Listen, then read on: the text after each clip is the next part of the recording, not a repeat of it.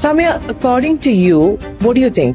Listening is as powerful as speaking out? Yes of course. കാരണം നമ്മൾ പലപ്പോഴും ശ്രദ്ധിച്ചിട്ടുണ്ടോ, നമുക്കൊരു പ്രശ്നം ഉണ്ട് എന്ന് വിചാരിക്കാം, നമുക്ക് ഒരുപാട് തോട്ട്സ് ഉണ്ടാവും മൈൻഡിൽ. ആൻഡ് ആ സമയത്തായിരിക്കും നമ്മൾ ചിലപ്പോൾ നമ്മുടെ ഫ്രണ്ട്സിന്റെ അടുത്തോ പാർട്ട്ണറുടെ അടുത്തോ we try to share that. And ആ സമയത്ത് നമുക്ക് ചിലപ്പോൾ അഡ്വൈസിന്റെയോ സൊല്യൂഷൻസിന്റെയോ ഒന്നും ആവശ്യം ഉണ്ടാവില്ല. സോ അവർക്ക് നമ്മളെ പറ്റി നല്ല അറിയുന്നതുകൊണ്ട് they will often try to give you solutions or they will try to fix things which is not actually needed. ആ പോയിന്റിൽ we just need somebody to listen to you. So most of the times നമുക്ക് തന്നെ answers ഉണ്ടാവും ഉള്ളിൽ. I feel that we all have answers within. പക്ഷെ ഒരുപാട് problems അല്ലെങ്കിൽ ചോദ്യങ്ങൾ നമ്മുടെ ഉള്ളിലുള്ളതുകൊണ്ട് we are not focusing one at a time.